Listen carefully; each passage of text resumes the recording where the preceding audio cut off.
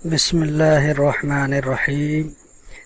अस्सलामुअलैकुम दोस्तों, work and life in Doha Qatar की जानिब से एक और वीडियो के साथ हाज़िर हूँ। आज की वीडियो में मैं आप लोगों को बताऊंगा कि कफ़ील अगर घर आने के वक्त ड्राइविंग लाइसेंस ले लो तो क्या करें। मिसाल के तौर पर आप घर आ रहे हैं, कफ़ील ने आपसे लाइसेंस छीन लिया तो अब क्या करें, कैसे लाइसेंस हासिल करें। ऐसे बहुत सारे मामलात मैं देख चुका हूँ, बहुत लोगों को मैंने मशवरा दिया, आज आप भी सुन लें।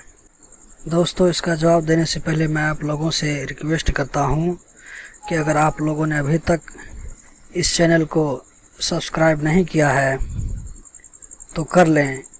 मैं इस तरह की इंटरेस्टिंग वीडियो अपलोड करता रहूँगा इंशाअल्लाह। और एक भाई ने मुझसे बहुत रिक्वेस्ट की है कि अपने इस चैनल के थ्रू मैं उसके चैनल के बारे में आप लोगों को बताऊं और उसके चैनल की पब्लिसिटी करूं, क्योंकि एक नया यूट्यूबर को हेल्प की बहुत ज़रूरत होती है। उस भाई ने अपने इस चैनल पर हम्द पाक, नात शरीफ, नज़म वगैरह अपलोड किया है। ये बिल्कुल नया चैनल है। आप लोगों से रिक्वेस्ट करता हूं कि आप भी इस भाई के चैनल से जुड़कर इनको सब्सक्राइब कीजिए। थोड़ा हम वीडियो सुन लेते हैं।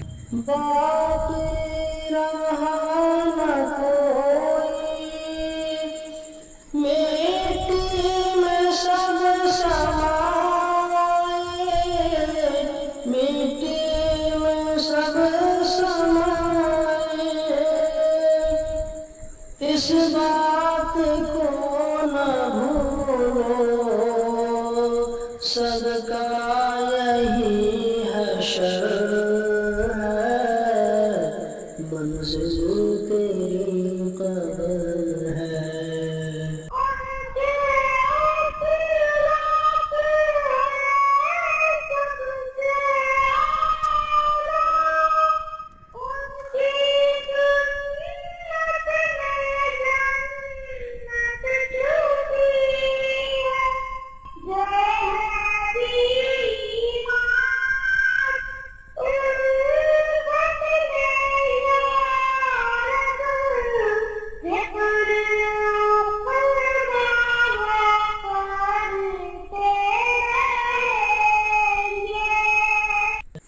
माशाअल्लाह, इसने बहुत अच्छे वीडियो अपलोड किए हैं।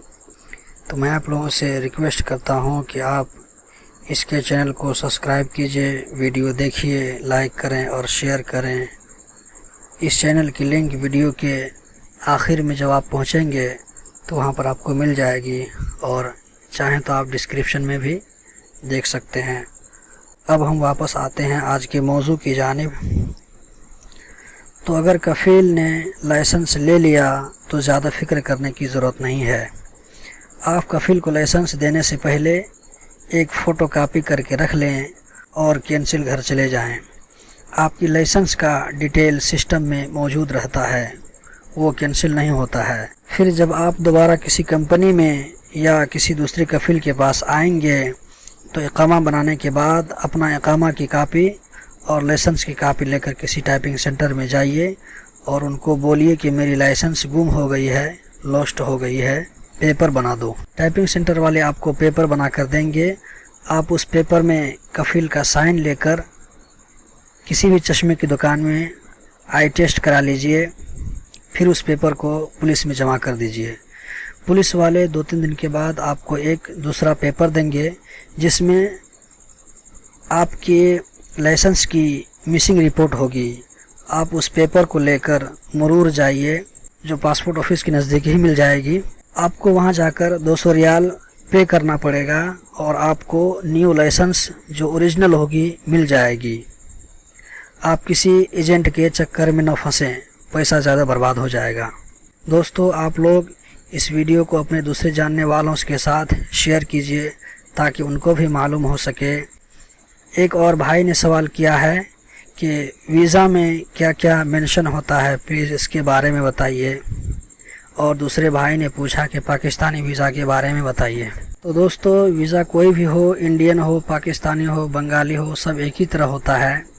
सिर्फ नेशनलिटी और प्रोफेशन वगैरह में थोड़ा फ़र्क होता है, आप भी देख सकते हैं। दोस्तों, इससे पहले मैं एक वीडियो और अपलोड कर चुका हूं जिसमें मैंने आप लोगों के 13 सवालों के जवाब दिए हैं, जिसमें सबसे अहम सवाल है कि न्यू रूल के मुताबिक कफ़ील कैसे चेंज करेंगे। आप भी इस वीडियो को देखिए, खुद जानकारी हासिल कीजिए और दूसरों को भी बताइए। देखिए, हमारे सामने में एक वीज़ा ओपन है, हम इसको देख लेते हैं कि अगर आप जानना चाहते हैं कि ऑनलाइन वीज़ा कैसे चेक करते हैं तो आप हमारी इस वीडियो को देख करके मालूम कर सकते हैं। तो हम देखते हैं वीज़ा में क्या क्या मेंशन होता है। शुरू में देखिए यहाँ पर वीज़ा नंबर है, ये टोटल 12 नंबर होता है। मैंने इसको कुछ हर्फ को कैंसिल कर दिया है, चूँकि ओरिजिनल वीज़ा है, आप लोग इस वीज़ा को देखकर निकाल सकते थे, तो मैंने इसको कैंसिल कर दिया कुछ हर्फों को, ताकि इसको भाई को कुछ प्रॉब्लम ना हो। यहाँ पे एप्लीकेशन नंबर है, जो आपके काम की चीज़ नहीं है, ये मंदूब लोगों के काम की चीज़ है। उसके बाद यहाँ पे देखिए डेट ऑफ इशू, मतलब कि वीज़ा जो है कब ये इशू हुआ है। वीज़ा वैलिडिटी, ये वीज़ा जो है कब तक इसकी वैलिडिटी है। ज़्यादा करके जब वीज़ा निकलता है तो इस डेट से लेकर के 6 महीना तक इसका डेट रहता है। मैंने इसको डेट को चेंज कर दिया है। उसके बाद देखिए description of visa owner, passport holder. उसके बाद देखिए आप visa type, work yearly resident, ये जो है वर्क वीज़ा है। अगर यहाँ पर अगर दूसरा वीज़ा रहेगा, जैसे फैमिली विजिट वीज़ा होता है, बिजनेस वीज़ा होता है और भी दूसरे वीज़ा होते हैं, जो वीज़ा रहेगा वो यहाँ पर कैटेगरी लिखा रहेगा। उसके बाद देखिए purpose of visa work, duration of residence 5 year. ये जो है बहुत सारे लोगों को कंफ्यूज होता है कि क्या मेरा वीज़ा सिर्फ 5 साल का है, 5 साल के बाद हमको घर आना पड़ेगा क्या। इसका मतलब ये नहीं है कि 5 साल आपको रहना पड़ेगा उसके बाद घर आना पड़ेगा। इसका मतलब ये हुआ कि आप इस वीज़ा पर कंटिन्यू 5 साल तक इकामा लगा सकते हैं। 5 साल तक इकामा लगाने में आपको कोई दिक्कत नहीं होगी। आपको जब 5 साल ख़त्म हो जाएगा तो मंदूब को कुछ मैसेज करते हैं अपने मोबाइल से, वो मैसेज करने के बाद फिर आपका इकामा जो है लग सकता है, आप जितने साल चाहे रह सकते हैं।